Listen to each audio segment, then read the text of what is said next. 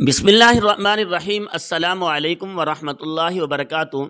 जब ये सब लोग हिलाकू खान के खेमे में जमा हो गए, तब हिलाकू खान ने एक गहरी निगाह से सबका जायज़ा लिया।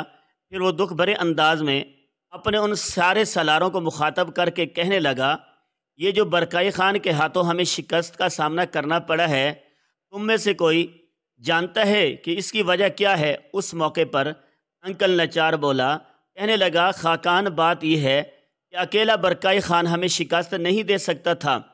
फ़रत अतार कबाइल ने मंगोलिया के ज़ेरे इलाकों और तुर्किस्तान से निकल कर यहाँ बरकाई खान के ज़रा जनूब मगरब में अपनी रिहाइश गाहें तामीर करके वहाँ रहना शुरू कर दिया है। आप जानते हैं वो एक तरह के तुर्क ही हैं और जंग का बेहतरीन तजर्बा रखते हैं। हमारा तरीक़ा जंग और वारदात से भी खूब आगाह हैं। उनमें से बहुत से इस्लाम भी कबूल कर चुके हैं और चूँकि बरकाई ख़ान भी इस्लाम कबूल कर चुका है, लिहाजा वो हर मामले में बरकाई ख़ान का साथ देने का अज़म किए हुए थे। जिस वक्त बरकाई ख़ान अकेला हमसे टकराया तो यकीनन हम उसे शिकस्त देकर भागने पर मजबूर कर सकते थे, लेकिन इस दौरान फ़रत अतार कबीले का सरदार और नैब सरदार लोए ताशी और पांग खान अपने आप को कोहिस्तानी सिलसिलों से भूखे भेड़ियों की तरह निकले और हमारे लश्कर के पहलों पर हमला आवर हुए। उनके इस तरह हमला आवर होने से हमें खासा नुकसान पहुंचा। हमारे लश्कर की कई सफ़े दरहम बरहम हो गई और हमारे लश्कर के एक पहलू को उन्होंने काट कर रख दिया था, जिसकी बिना पर हमें शिकस्त कबूल करके पीछे हटना पड़ा। अनिल कचार जब खामोश हुआ तब हिलाकू खान बोला और कहने लगा, क्या तुम में से कोई और भी अपने ख्यालात का इजहार करना पसंद करता है? इस बार दूसरा बड़ा सलार रुकत होना बोला और कहने लगा, जो कुछ एले कचार ने कहा है दुरुस्त यही है। अगर हमें बरकाई खान अपने सामने ज़ेर करता है तो फिर पहले फ़रत अतार कबाइल को अपने सामने झुकने पर मजबूर करना होगा। हमें ऐसे करना होगा कि बड़ी राजदारी के साथ पहले फ़रत अतार पर ज़रब लगाएं, अचानक उन पर हमला आवर होकर शब खून मारते हुए मुकम्मल तौर पर उनका खात्मा कर दें। उसके बाद मैं देखूंगा कि बरकाई खान कितने दिन तक हमारे सामने ठहरता है। मेरा अपना अंदाज़ा है कि फ़रत अतार का खात्मा करने के बाद बरकाई खान को हम बड़ी आसानी से अपने सामने झुकने पर मजबूर कर सकते। फ़कत होता जब खामोश हुआ तब हिलाकू खान ने दूसरे सलारों ने अपने उससे इत्तफाक किया था। यहाँ तक कि हिलाकू खान कुछ सोचता रहा, फिर कहने लगा, जो कुछ तुम लोगों ने कहा है मैं उसे तस्लीम करता हूँ। दुरुस्त यही है। मैं चाहता हूँ पहले बगदाद पर ज़रब लगाई जाए, इसलिए कि बगदाद के वज़ीर इब्न अलकमी ने बगदाद पर हमला आवर होने के लिए मूसल के हुक्मरान बदरुद्दीन और लोलो से भी बातचीत की है और बदरुद्दीन लोलो ने भी मेरी तरफ पैगाम भिजवाया है कि बगदाद पर हमला आवर होने का बेहतरीन मौका और वक्त है और हमारी फतहमंदी और कामयाबी यकीनी है। इस बिना पर मैंने ये फ़ैसला किया है कि चंद दिन तक अपनी तैयारियों को मुकम्मल कर लो। उसके बाद अपने लश्कर के साथ हम यहाँ से कूच करेंगे और बगदाद पर हमला आवर होंगे। इसके साथ ही हिलाकू खान के कहने पर उसके सारे सलार उसके खेमे से निकल गए थे और यूं बगदाद पर हमला आवर होने की तैयारी शुरू हो गई थी। दूसरी तरफ हसीन खितरान और खूबसूरत सैमर जैसे अपने खेमे में दोनों इकट्ठी इसी मौजू पर गुफ्तगू कर रही थी। दूसरी तरफ हसीन खितरान और खूबसूरत सैमर अपने खेमे में दोनों इकट्ठी बैठी किसी मौजू पर गुफ्तगू कर रही थी। खितरान और सैमर दोनों एक दूसरे से बढ़कर हसीन और खूबसूरत थी। अचानक खितरान ने गौर से सैमर की तरफ देखते हुए बात का रुख मोड़ा और सैमर को मुखातब करके कहने लगी, सैमर, तू हिलाकू की मलका दोकोज़ा की छोटी बहन है।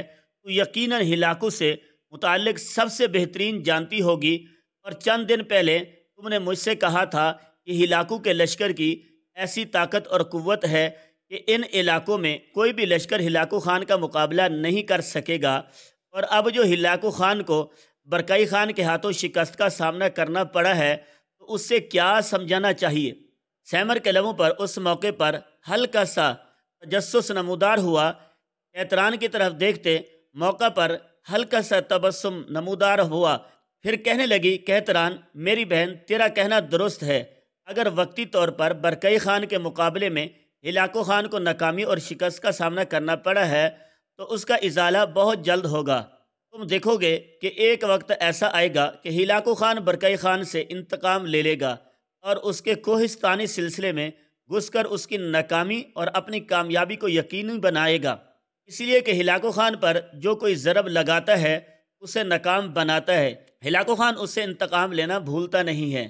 سیمر کے ان الفاظ کے جواب میں کھیتران مزید کچھ کہنا چاہتی تھی کہ دونوں کا کھانا آ گیا، لہذا دونوں خاموش ہو کر کھانا کھانے لگی تھی۔ آخر ہلاکو خان نے بغداد کی طرف پیش قدمی شروع کی تھی کہ ابن القمی نے بغداد کے بڑے بڑے لشکروں کو بغداد سے نکال کر سرحدوں کی طرف بھیج کر ایک طرح سے ہلاکو خان کے بغداد پر حملہ آور ہونے کی راہ ہموار کر دی تھی، لیکن ابھی بغداد میں ایسے سالار اور لشکری تھے جو منگولوں کا مقابلہ کرنے کی ہمت جرت رکھتے تھے۔ ان میں بغداد کے لشکریوں کا سالار اعلیٰ فتح الدین، نیب سالار اعلیٰ منصور بن احمد حسام الدین، اشرف اور مجاہد الہی، ایک کے علاوہ کچھ دوسرے سالار بھی تھے۔ چنانچہ جب ہلاکو خان کی بغداد کی طرف پیش قدمی کی خبریں پہنچی تب بغداد کے لشکریوں کے سالار اعلیٰ فتح الدین نے خلیفہ سے بات کر کے جس قدر لشکر اس دانہ بغداد کے اندر موجود تھے انہیں شہر سے باہر نکالا۔ اس موقع پر ابن القمی کی رائے اس کے مخالف تھی، لیکن فتح الدین اور نیب سردار اعلیٰ منصور بن احمد نے ابن القمی کی کوئی بات نہ مانی۔ صورتحال کی نزاکت کو دیکھتے ہوئے خلیفہ مستعصم نے بھی چپ سادھ لی تھی۔ چنانچہ فتح الدین داود اور منصور نے اپنے ساتھی سالاروں کے ساتھ اپنے لشکر کو لے کر بغداد سے باہر نکلے اور بغداد ہی سے انہوں نے ہلاکو خان کا مقابلہ کرنے کی ٹھان لی تھی۔ ہلاکو خان کی آمد سے پہلے بغداد کے لشکر نے اپنی صورتحال بالکل واضح مستحکم کر لی تھی۔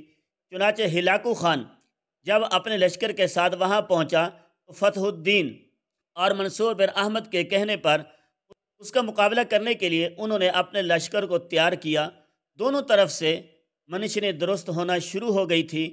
بغداد کے لشکر کے حصوں میں تقسیم کیا گیا۔ ایک حصہ فتح الدین داود کے پاس رہا جو لشکریوں کا سالار تھا اور اپنے ساتھ اس نے مجاہدین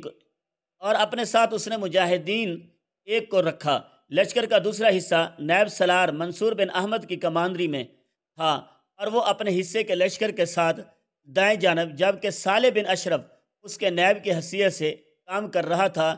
لشکر کا تیسرا حصہ بائیں جانب رکھا گیا۔